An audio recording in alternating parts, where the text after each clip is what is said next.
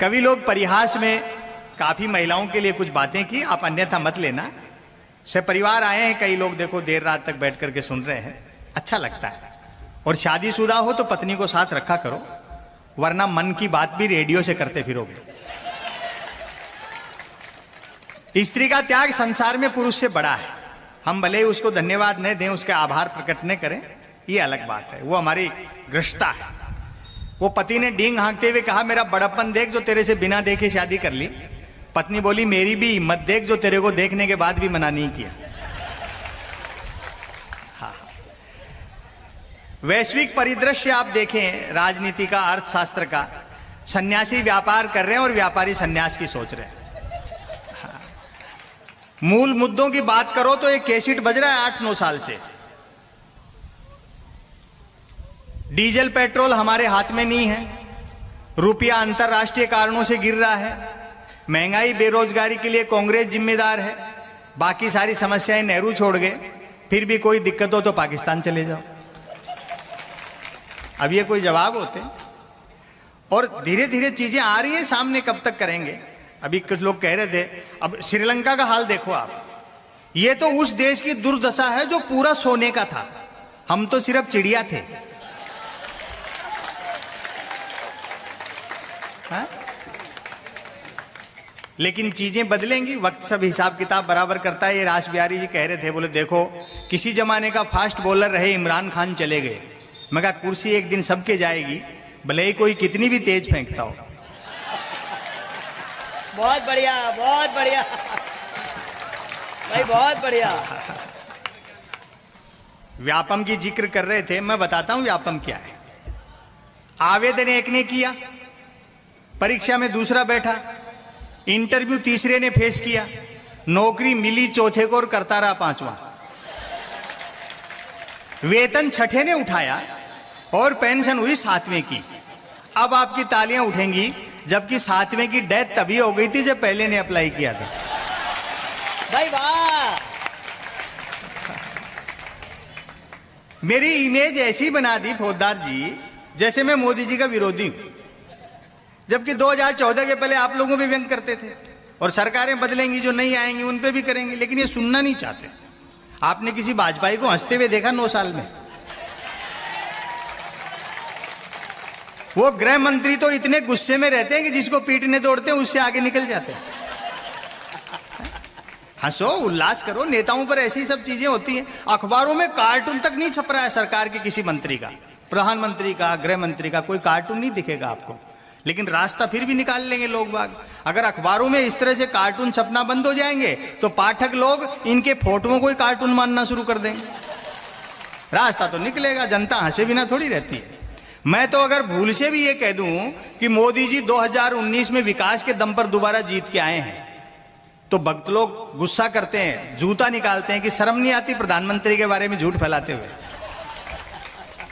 बढ़िया बात है। अब एक ने कहा, बोलो अब बनेंगे प्रधानमंत्री योगी जी, मगर जल्दी बनाए यार, कपड़ों का खर्चा तो कम हो।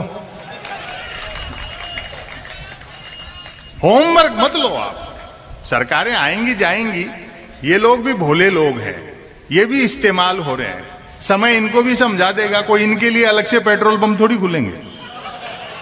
हाँ हाँ, मैं सहज रहता हूं। 2019 में जब चुनाव परिणाम आना शुरू हुए तो गुजरात से मेरे पास एक फोन आया, बोले और सुनाओ क्या हाल चाल है, कि आप तो बड़े व्यंग करते थे, मोदी जी तो बढ़त ले रहे। मैं सहज रहता हूं। बोले और सुनाओ क्या हाल चाल है। मैंने कहा हाल चाल ठीक है और सुनाने का पैसा लेते हैं। बोले फिर जीत रहे मोदी जी। मैं कहा अच्छा, हमको भी नया नहीं लिखना पड़ेगा। होमवर्क मतलब। एक इनकम टैक्स के अधिकारी मिले, उन्होंने मजाक के मेरे मिलने वाले थे, बोले ऐसे तीखा लिखते हो सरकारों के खिलाफ। मैंने कहा साहब पहली बार थोड़ी लिख। बोले नहीं नहीं, बहुत तीखा लिखते हो, किसी दिन छापा वापा वाले भिजवा देंगे। मैंने कहा साहब एक हिंदी के लेखक के घर में लाइब्रेरी में गबन के नाम पर मुंशी प्रेमचंद के उपन्यास गबन के अलावा क्या मिलेगा? और अगली पंक्तियों पर आपकी दाद उठेगी। जो मैं सहज रहता हूं। मैंने कहा ऊपर किसी के दबाव पे जबरदस्ती फंसाओगे तो हम भी बीजेपी ज्वाइन कर लेंगे। ये बढ़िया है। गैर भाजपाई किसी भी पार्टी का कितना भी भ्रष्ट हो, जिसको भाजपाई भ्रष्ट कहते हैं, वो जैसे ही बीजेपी ज्वाइन कर लेता है उज्जवल हो उठता है। शायद यही प्रधानमंत्री की उज्ज्वला योजना है। भक्त जानते हो आप? कई लोग उसको अंध भक्त कहते हैं, जो मैं गलत मानता हूं। भक्त कहने के बाद उसमें अलग से अंध लगाने की जरूरत नहीं है। हाँ, भक्त उसको कहते हैं जिसके आंखें तो होती है लेकिन दृष्टि नहीं होती, और वो हर पत्थर को देवता मानता है। अभी बाबा रामदेव जी ने तो कल उनको राष्ट्र ऋषि कह दिया, देव का अवतार कह दिया। ये इंतहा है। वो भी मनुष्य हैं, वोट मिले हैं, चुनाव जीत करके आए हैं, कल दूसरे आएंगे, सब चीजें चलती रहती है। देवता नहीं होता है नेता, और मानना भी नहीं चाहिए किसी भी पार्टी का हो। लेकिन भक्ति ऐसी होती है, हर पत्थर को देवता मान लेता है, अंधभक्ति में डूबा हुआ। वो एक भक्त तो माइलस्टोन को देवता समझ करके नारियल चढ़ा रहा था, मील के पत्थर को। तो किसी ने समझाया, भाई जिसके नारियल चढ़ा रहा है वो तो मील का पत्थर है, देवता नहीं है। वो अंधभक्ति में डूबा था। बोलो नहीं, है साक्षात देवता है। देखो इसने यहीं से बता दिया कि दिल्ली 250 किलोमीटर है।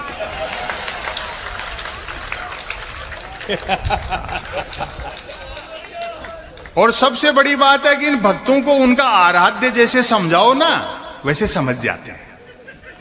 वो ऐसे बताते हैं कि पेट्रोल महंगे होने के क्या फायदे हैं, तो वो फायदे गिनाने लग जाते हैं। पहले कृषि कानूनों के फायदे बता रहे थे, वापस ले लिए तो हटाने के फायदे बताने लग गए। ये भक्ति होती है। वो गांव में से सड़क निकल रही थी, हाईवे, तो एक ऐसे नेता थे बड़े आराध्य, उनके भगत इकट्ठे हो गए, उनको कुछ मिला नहीं। बोलो नहीं इधर सड़क नहीं बनेगी। कल को मान लो हमारे यहां चोरी हो जाए, तो सड़क बनने से हमें चोरों के पैरों के निशान नहीं मिलेंगे। जान चली जाए सड़क नहीं बनेगी। बात ऊपर तक पहुंची, कंपनी के लोग आए, आराध्य को बुलाया गया, उसकी सेवा पूजा हुई। उसने अपने भक्तों को समझाया, और फिर देखो कैसे समझे। भक्तों को बोला, वो आराध्य देखो तुम उल्टे घड़े की पीते हो ना, हर बार उल्टा सोचते हो। मान लो तुम किसी के यहां चोरी कर लाओ,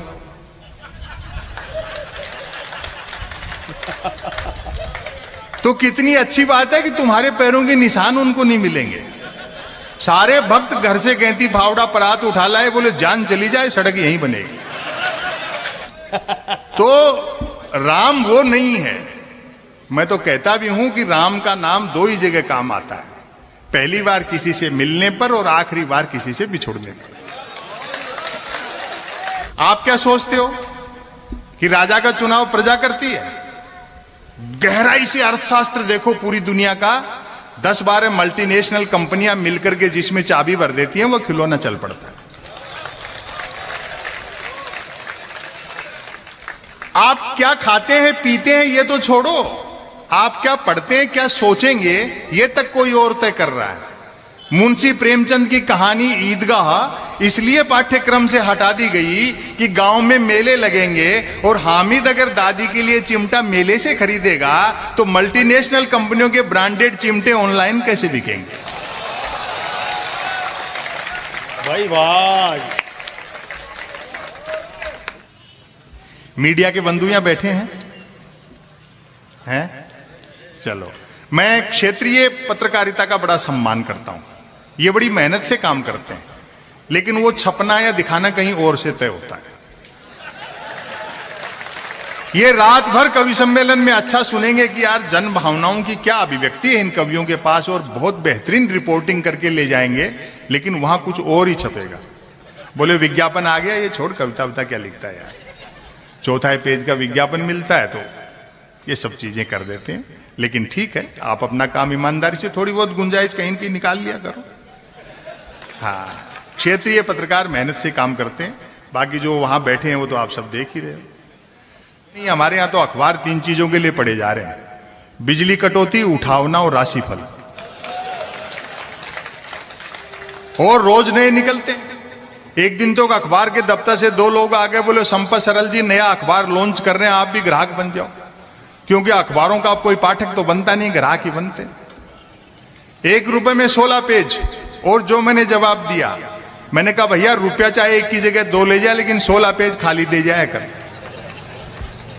फिर मैंने रिसर्च की कि इतने अखबार बिकते कैसे हैं। तो अचानक एक दिन एक अखबार के दफ्तर से फोन आया, बोले संपत सरल जी आज आपका नाम हमारे अखबार में छपा। मैं बड़ा खुश हुआ, जी आपका अखबार कहाँ मिलता है? बोले हमारा अखबार कोई होकर नहीं बांटता है, जिस किसी का नाम छप जाता है दिन भर वही खरीद खरीद कर बांटता है। हम तकनीक के दौर में जी रहे हैं, जिसने भौगोलिक दूरियां कम कर दी, आदमी से आदमी को दूर कर दिया, और अब तो आदमी खुद से दूर होता जा रहा है। जैसा बताया रास बिहारी गौड़ जी ने, मैं उसको अलग अंदाज में कहता हूं कि आदमी के पंजे में मोबाइल क्या आया, आदमी खुद मोबाइल के पंजे में आ गया। वाह। निदा फाजली साहब का एक शेर है, थोड़ा हेर फेर के साथ कहूं कि धूप में निकलो घटाओं में नहाकर देखो, जिंदगी क्या है मोबाइल हटाकर देखो। आप इतनी देर से बैठे, करीब 2.5-3 घंटे हो गए, किसी को कोई दूसरी चीज याद नहीं आई। यही मेडिटेशन है, यही सत्संग है।